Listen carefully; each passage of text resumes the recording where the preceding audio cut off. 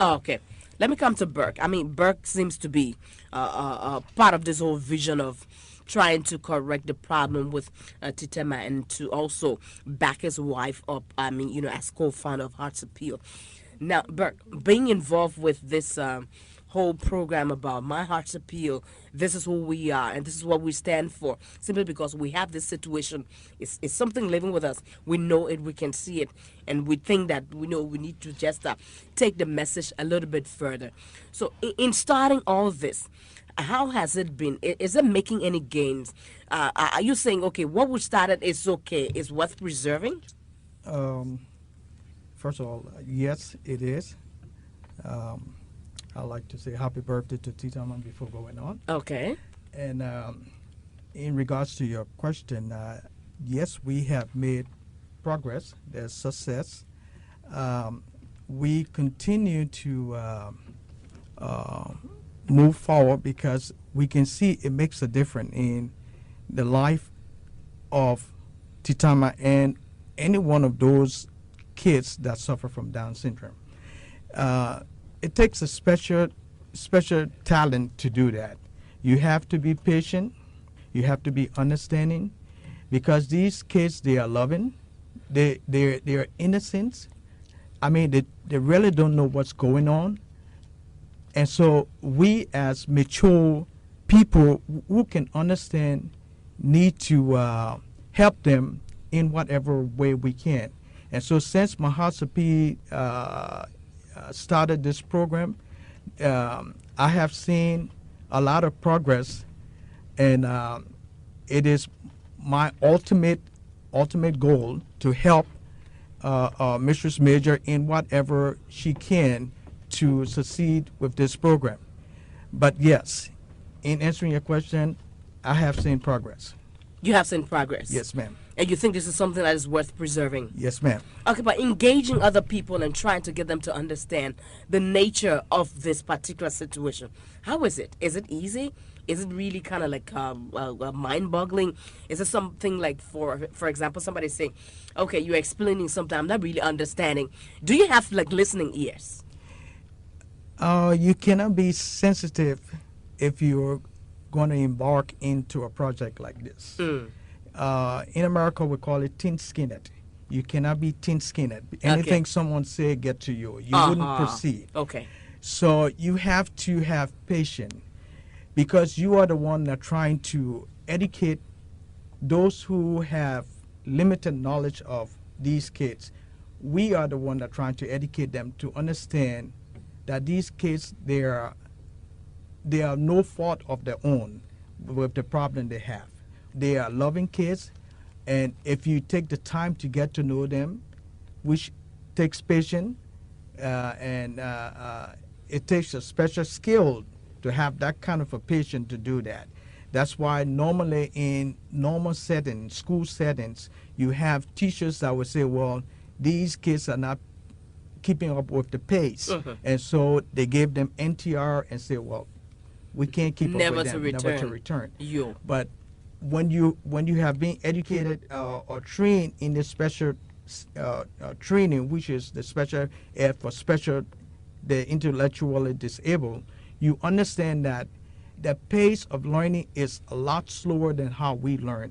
And so you develop a special skill of patience, which help you cope with some of the unforeseen things that you don't expect that will frustrate you under normal circumstances.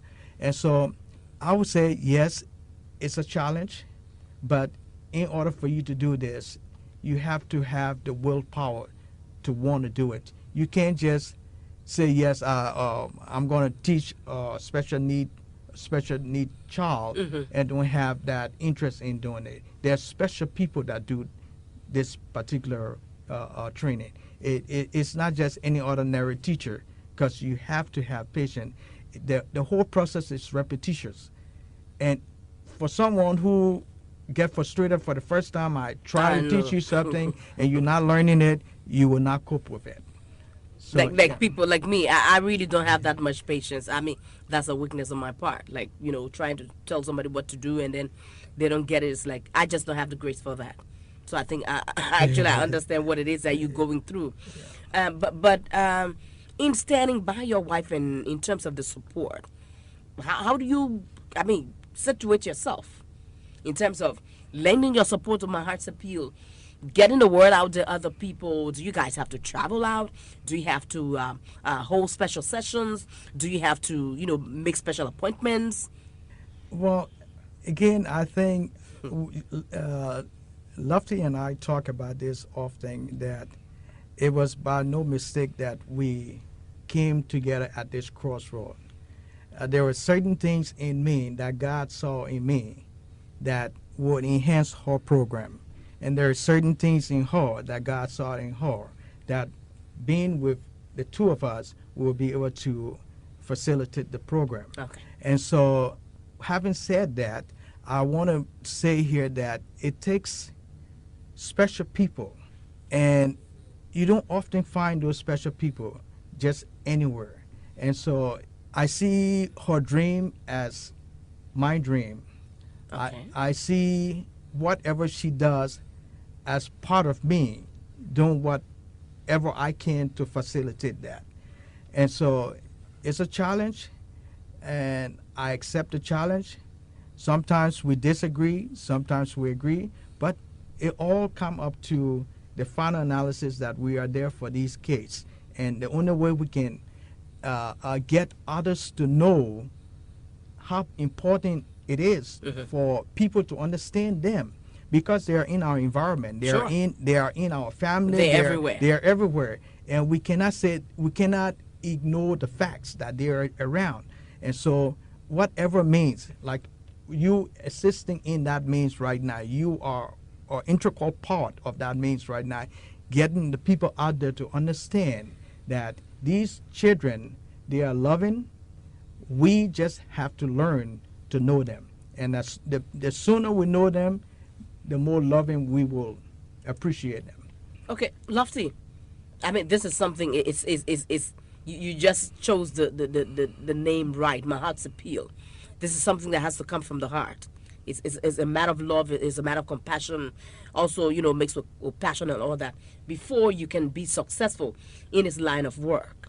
Now, of all the places you've gone, of all the people you've talked with, sometimes in a conversation, what do they tell you? Um, One of the lows, we have not reached there yet. Mm. Okay, we're not dealing with these children. There's no way we can get to them. We're dealing with such and such a group. We're dealing with such and such a group. We really don't have any provision for for the kind of kids you want to work with. The intellectually disabled children who have problems with learning and their own style of learning. So that's the low. Okay, the high is when somebody can just stop in a busy schedule and just listen. Okay, I mean, it means a lot to me to just say, well, oh, I hear you, thank you, anything I can do to help you, I will appreciate, I will be there to help you. So that's the high and the low. But I always say that I choose to always look at the glass half full instead of the glass being half empty. Mm-hmm. And Down syndrome is just one of, aspect of the disability, but they have different aspect, of disability as you relate to intellectually disabled. And I find it is that I cannot look at the low and be upset, because most of the people, especially in Liberia, are not educated to the fact of the needs of these children. Mm-hmm. They call it, like you ask my mom, is she mentally retarded? That's what they used to call it long time ago, mentally retarded. Mm-hmm. They call them crazy, they call them all of these names. But they have been now refined. Mm-hmm. Instead of calling them mentally retarded, we call them intellectually disabled. Okay, and that's the new refined word for them. There's a lot of Okay, dudes. intellectually disabled. Yeah, they intellectually disabled. So that's the new name, for them. Okay, instead of just saying mentally retarded, because it's kind of harsh. That's what they used before. But sometimes when people use this, like, mentally retarded, do they understand? Sometimes do some of them understand? No, they don't. I mean, what I want you to understand is that kids with Down syndrome in Liberia have not had the opportunity to excel, to be all that they can be. Okay, I've traveled, to the U.S. where I got my training, where I work in the school system.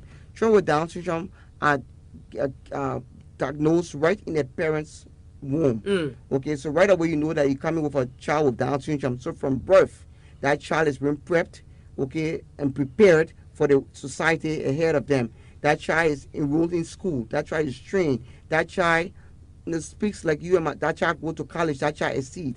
They have different phases of Down syndrome. They have mild, they have moderate, they have severe, and have profound. Okay, a mild child with Down syndrome has the features of Down syndrome, but that child, does everything normal because that child has been trained.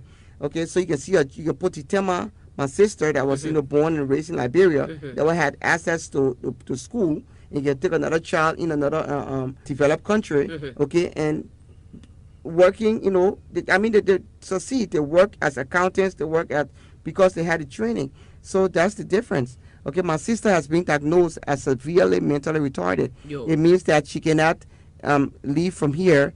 We are now at Ombe Radio Station on the boulevard, and City Hall is right down the street.